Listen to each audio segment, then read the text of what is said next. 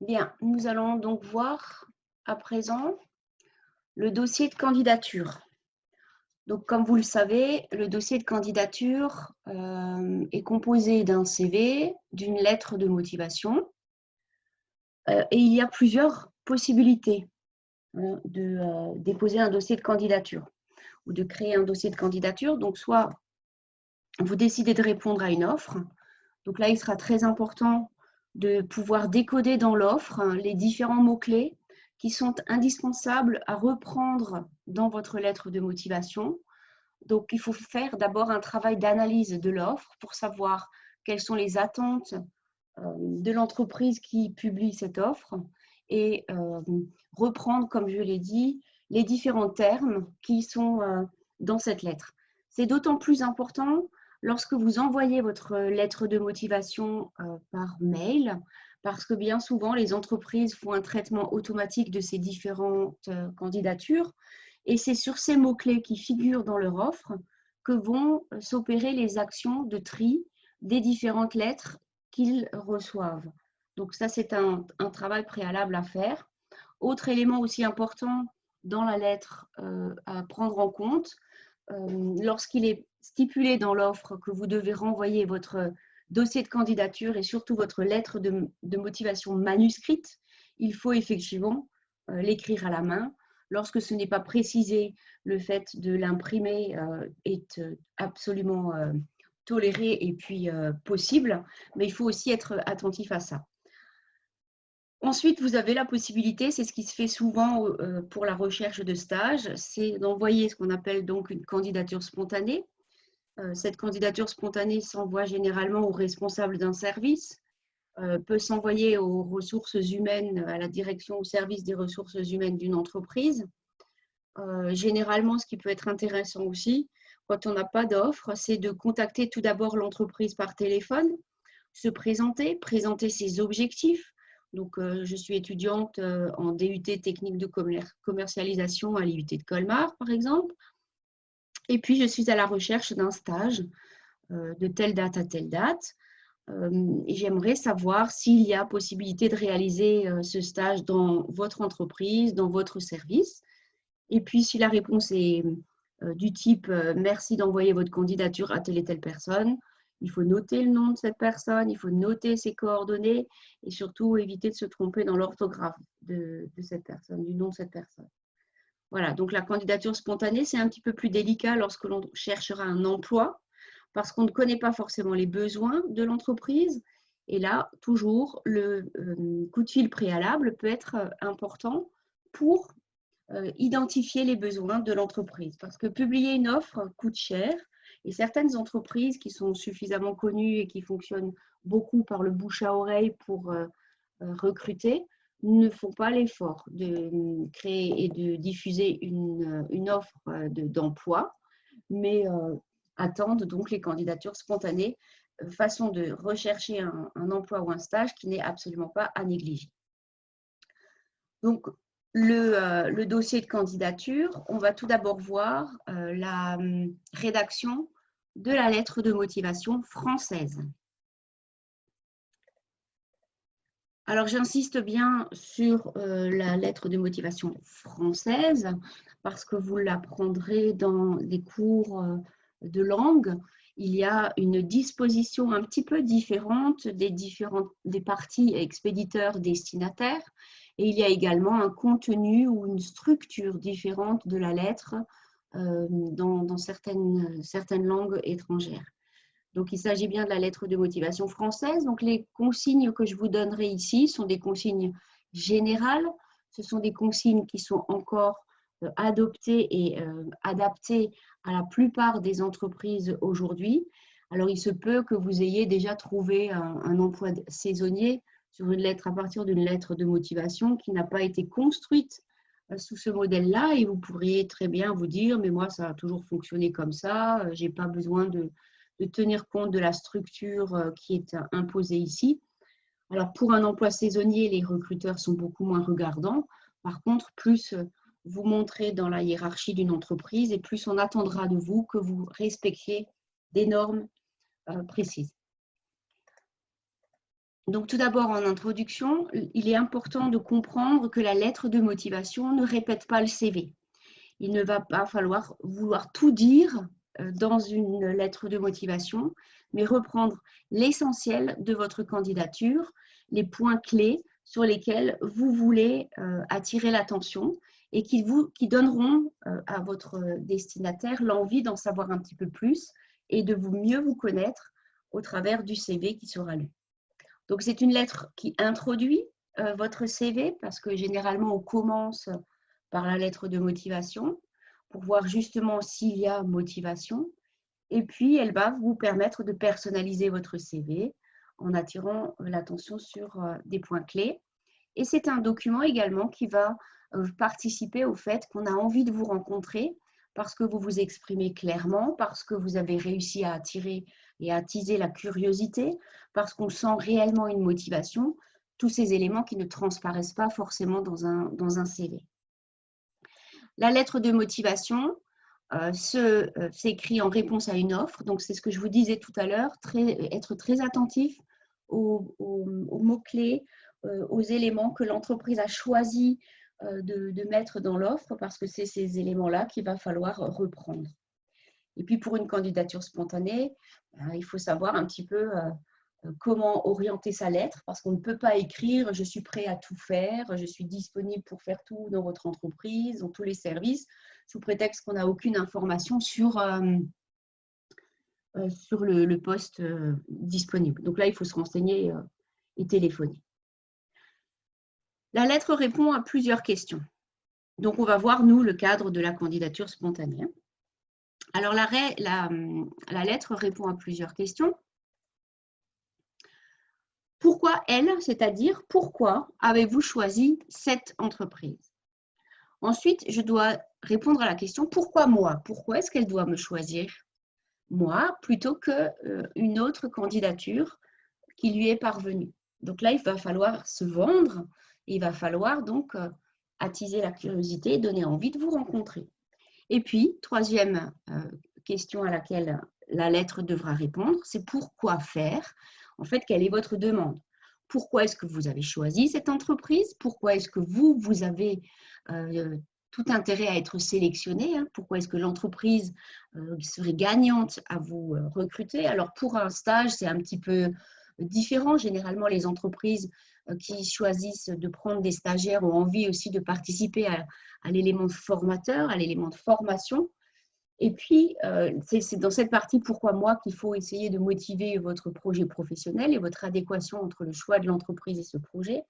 Et puis, pourquoi faire? Bien évidemment, il faut parler du stage, il faut parler de ce que vous pourrez apporter à l'entreprise. Partie également un peu plus difficile pour le stage. Donc, pourquoi elle? Très important, savoir trouver l'information sur l'entreprise. Ne pas uniquement se baser sur ses connaissances personnelles. Vous savez tous ce qu'est Decathlon, dans quel secteur d'activité cette entreprise se place. Vous savez tous quels sont les produits que l'on peut trouver dans ces enseignes. Par contre, ce n'est pas uniquement cela qu'il va falloir partager dans la partie pourquoi elle de la lettre. Il va falloir trouver sur Internet des données actualisées, des données récentes sur lesquelles appuyer votre motivation. Ensuite, pourquoi moi? À chaque lettre, à chaque entreprise correspond une lettre. Vous avez 3 cibles, vous avez envie d'écrire à 3 entreprises, eh bien, il va falloir faire 3 lettres différentes. Et si vous ne faites pas 3 lettres différentes, c'est que vos lettres ne sont pas suffisamment ciblées, ne sont pas suffisamment personnalisées, et donc vous perdez une chance d'être recruté. Donc, pourquoi moi? Il faut lister vos différents et vos principaux atouts. Répondre aux besoins s'il y a une offre, si des besoins ont été exprimés lorsque vous avez contacté l'entreprise dans un premier temps par téléphone ou lorsque vous vous êtes déplacé dans un magasin pour déposer votre candidature et qu'on vous a répondu de l'envoyer. Il faut poser un maximum de questions pour pouvoir affiner votre lettre. Et enfin, pourquoi faire? Ce sont les besoins liés au projet professionnel. Vous avez des besoins en termes de connaissances, etc. Donc, il va falloir montrer que vous pouvez apporter quelque chose. Encore une fois, c'est un peu difficile pour le stage, mais pour un emploi, évidemment, vous serez là pour seconder l'entreprise ou enrichir un service. Donc, tout d'abord, quelques généralités au sujet de votre lettre de motivation. Cibler les entreprises. Donc, il faut réfléchir vers quelles entreprises vous aimeriez aller. Est-ce que c'est l'hôtellerie, le tourisme, plutôt la banque, les agences immobilières, plutôt le commerce d'une manière générale? Mais alors, quel commerce, quel type de commerce, quelle typologie de structure? Est-ce que c'est un office de tourisme? Etc. Donc, les différents secteurs d'activité que je vous présentais précédemment. Ensuite, une fois qu'on a ciblé les entreprises, on peut, pour gagner du temps, se renseigner par téléphone pour savoir s'il y a déjà un espoir que votre candidature puisse être retenue. S'ils ne prennent jamais de stagiaires, vous le saurez très vite par téléphone. Mais là aussi, il faut travailler son argumentaire parce que très vite, vous pouvez être remballé, comme on dit. Très vite, vous pouvez être face à des réponses négatives. Donc, il va falloir montrer à votre interlocuteur que vous êtes tenace, que vous avez préparé un argumentaire et que vous êtes déjà prêt à donner autant de renseignements que possible par téléphone. Et puis, il faut personnaliser à la fois l'appel téléphonique, il faut personnaliser à la fois votre lettre. Pour être efficace également auprès de votre interlocuteur, que ce soit à l'écrit ou au téléphone ou en face à face, il faut être efficace et dire précisément ce que vous cherchez. Ne pas être confus, parce que si vous êtes confus, on ne vous fera pas forcément confiance. Et il faut instaurer et installer cette relation de confiance à la fois par téléphone, en face à face ou dans la lettre.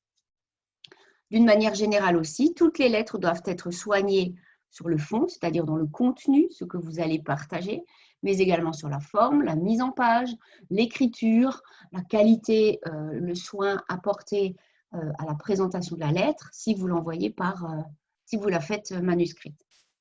Et ce qui est très important aussi, c'est de suivre ces candidatures, d'être proactif, c'est-à-dire de tenir à jour une sorte de tableau dans lequel vous mentionnez à quelles entreprises vous avez écrit, à quel moment, à quelle date vous avez ou téléphoné ou déposé un CV en présence de votre interlocuteur, ou alors à quelle date vous avez envoyé votre candidature, quelle adresse, quelle personne vous avez eu comme personne contact.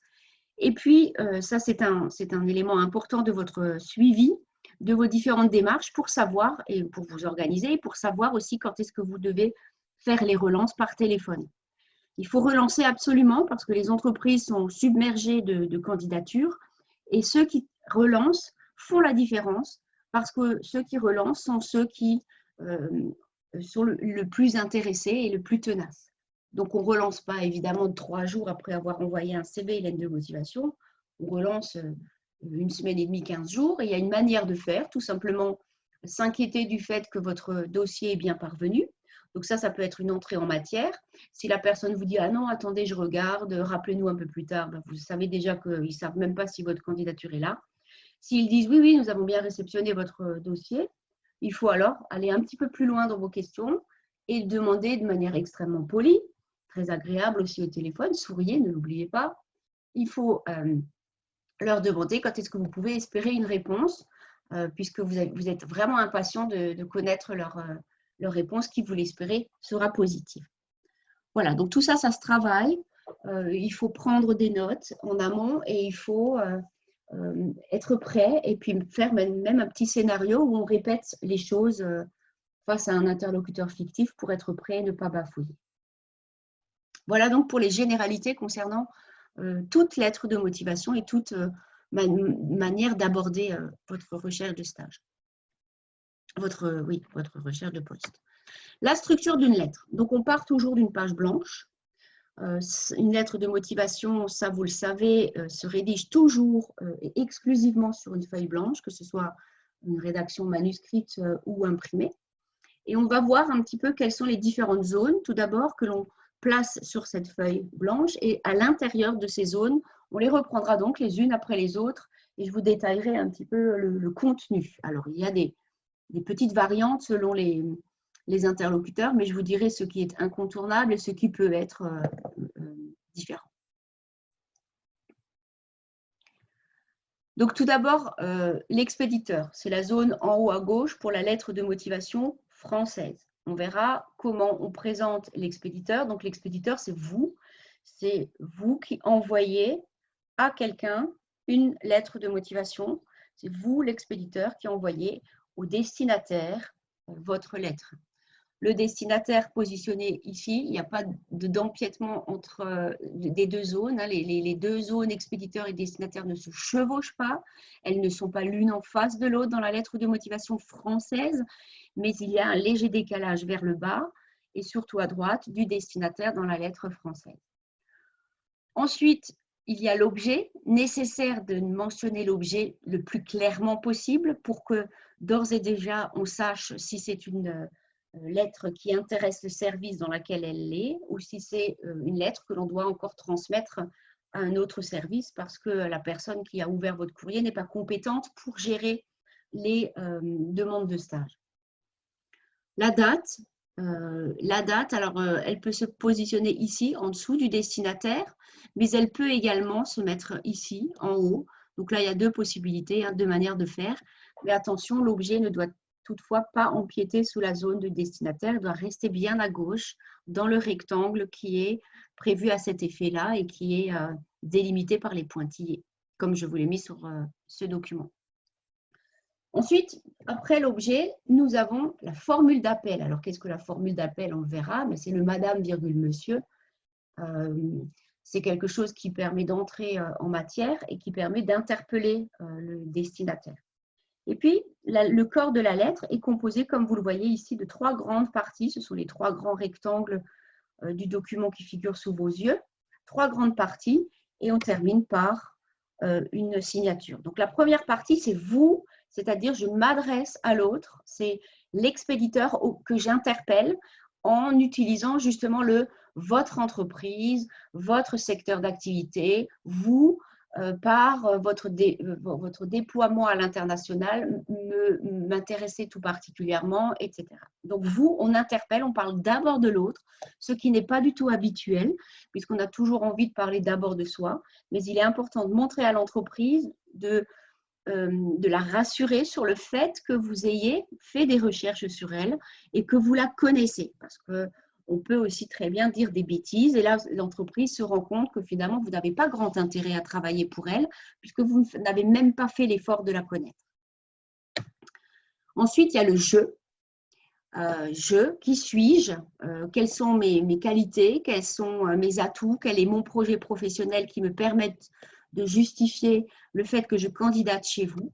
Et puis, il y a le nous, très important aussi, pour une lettre de recrutement. Maintenant, un petit peu plus délicat pour le stage, puisque le nous, c'est un petit peu ce qu'on va pouvoir faire ensemble. C'est le terme de collaboration que l'on doit trouver dans cette partie-là. Et pour un stage, la collaboration, elle est assez minime, mais on verra comment traiter cette troisième et grande partie.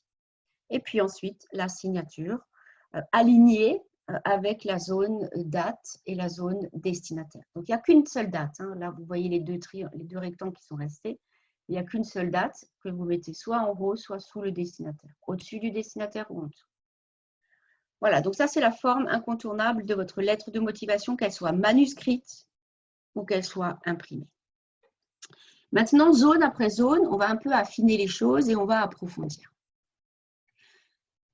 L'expéditeur. Donc, l'expéditeur, c'est vous, c'est l'étudiant. Vous, en tant qu'étudiante ou étudiant. Alors, on mettra tout de suite le prénom et le nom. De préférence, le nom en majuscule pour ceux qui auraient, surtout pour ceux qui auraient un nom qui peut être un prénom. L'adresse, votre adresse à laquelle vous pouvez être contacté le plus facilement. Si vous rentrez une fois par mois chez vous, à votre domicile familial, il ne faut pas mettre votre adresse personnelle et familiale, il faut mettre l'adresse à laquelle vous êtes joignable semaine IUT. Le téléphone, généralement maintenant c'est le portable, on n'a plus de téléphone fixe sur lequel on est contacté.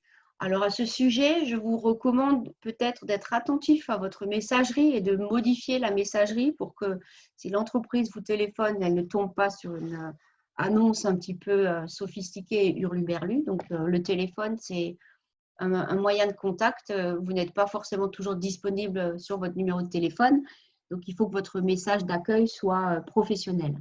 Et puis, pour rester professionnel, nous recommandons fortement d'utiliser le mail UHA pour bien montrer que vous êtes rattaché à une université et de ne pas utiliser là non plus quelque chose de personnel, mais d'avoir cette démarche de vous dire maintenant, je suis dans un positionnement professionnel, je vais mettre des tenues professionnelles et je vais avoir un comportement aussi qui est adéquat.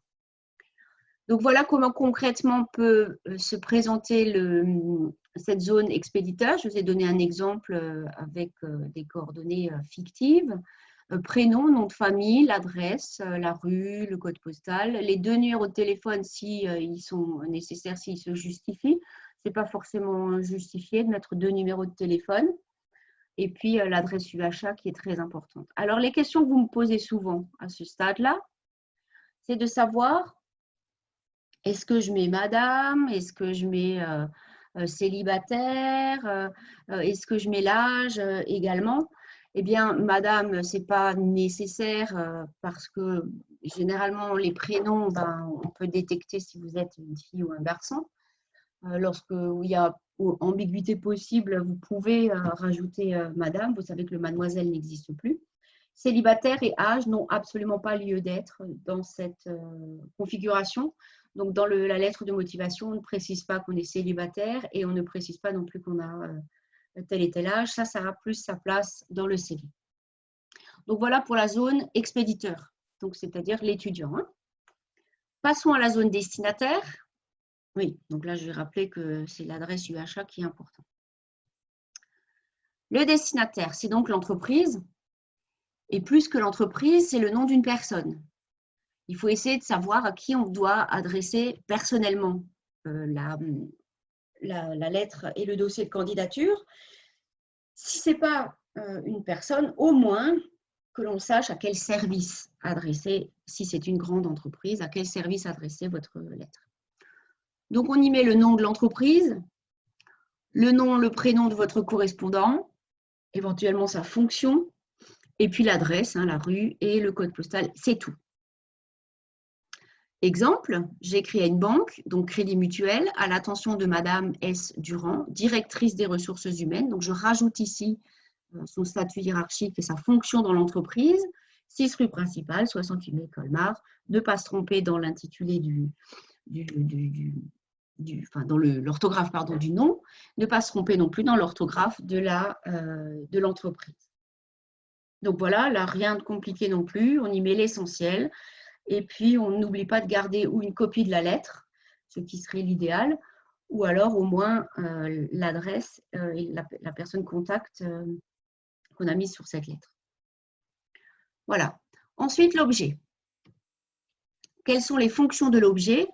Je vous l'ai dit tout à l'heure, l'objet doit permettre à votre lecteur de se dire « Tiens, ça, je peux effectivement le prendre en charge parce que ça me concerne, ou alors ça ne me concerne pas, il faut que je le transmette à tel et tel autre service ou à telle et telle autre personne. » Donc, pour cela, pour que cette personne sache ce que vous cherchez, il vous faut mettre dans l'objet quelque chose de clair, précis et pertinent. De mettre simplement candidature, ça ne suffit pas. Donc, il va falloir être plus précis, par exemple, objet, stage de découverte de la relation commerciale, candidature à un stage dans le tourisme, et mieux encore, stage commercial du 3 au 22 février. J'ai oublié de modifier les dates. Donc, pour vous, ça sera les dates du mois de mars. Stage commercial ou stage dans le tourisme du 1er au, je ne sais plus, 18 ou 16 mars, etc. 2021. Voilà, donc c'est un objet simple, clair, pertinent. Donc, chaque fois que vous aurez écrit votre objet, vous vous posez la question, est-ce qu'à partir de là, on peut savoir très, très rapidement ce que je recherche ou pas? Et si on ne le sait pas, il faut trouver une autre manière de présenter votre objet. La date, rien de spécial, rien de particulier pour ce qui concerne la date. Il n'y a pas 36 000 manières de poser la date. On écrit simplement le lieu, virgule, et la date. Donc, exemple, Colmar, virgule, le 7 octobre 2019. Là aussi, j'ai oublié de réactualiser les choses, mais vous le ferez sans aucun souci. Donc, voilà, ça, c'est les éléments expéditeur, destinataire, objet et date qui figurent un petit peu dans l'entête de votre lettre d'une manière assez globale. Maintenant, on va arriver à la rédaction de la lettre en elle-même et on commence par la formule d'appel. C'est ce qui est rattaché à la formule de politesse. C'est-à-dire, c'est ce qu'on va reprendre dans la formule de politesse à la fin de la lettre. C'est par exemple Madame en toutes lettres. C'est par exemple Madame la directrice si on a sa fonction dans l'entreprise. Madame la directrice des ressources humaines pour être un petit peu plus complet, bien que ce soit un peu lourd, mais aussi Monsieur. Et puis, quand on ne sait pas, on écrit Madame, Monsieur.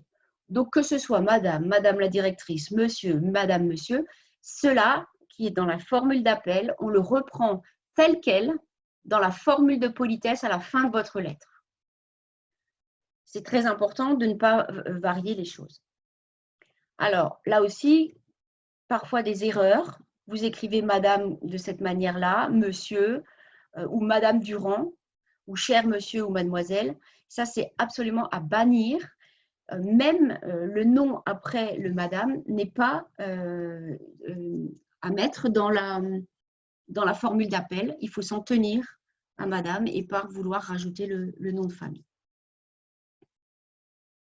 Voilà pour la lettre, pour la formule d'appel. Maintenant, on va voir le squelette de la lettre. Le squelette de la lettre, ou autrement dit, la lettre et ses trois principales parties.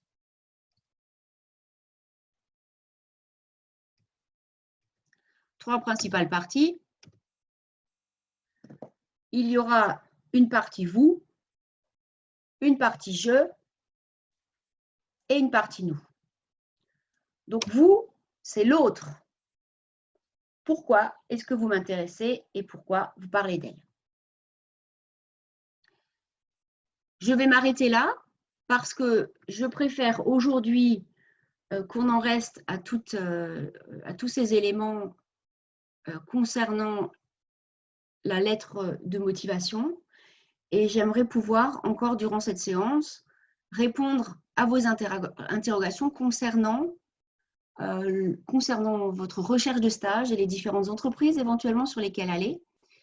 Mais le point le plus important à comprendre de la structure de la lettre de motivation, c'est ces trois parties que je vous donnais tout à l'heure, le vous, le je et le nous, pour ceux qui aimeraient d'ores et déjà rédiger une lettre de motivation. Vous, je parle de l'autre, pourquoi est-ce que vous m'intéressez, pourquoi vous parlez d'elle, vous interpellez sur des éléments d'actualité, sur une innovation, sur la réputation, sans pour autant tomber dans les flatteries et énoncer de fausses informations ou encore partager des évidences. Donc ça, c'est quelque chose qui se travaille, qui est le plus compliqué pour vous, mais on verra lors de la prochaine séance de CM, on verra un petit peu comment pouvoir débuter une lettre de motivation. Donc ça, c'est la première partie. On verra également dans une autre séance le « je », axé donc sur votre savoir et savoir-être, votre projet professionnel en lien avec une offre qui vous a été diffusée ou en lien avec des éléments que vous avez glanés par téléphone ou en lien avec ce que vous avez pu trouver sur Internet. Et puis la troisième et dernière partie qui est le « nous », la collaboration, mais surtout intégration aussi de la formule de politesse, montrer votre motivation et votre intérêt. Donc on verra tout ça dans lors d'une prochaine séance. Et maintenant, je suis prête à répondre à vos questions. Et si vous le souhaitez, vous pouvez donc me retrouver sur le lien Zoom que je vous ai communiqué par mail. À tout de suite.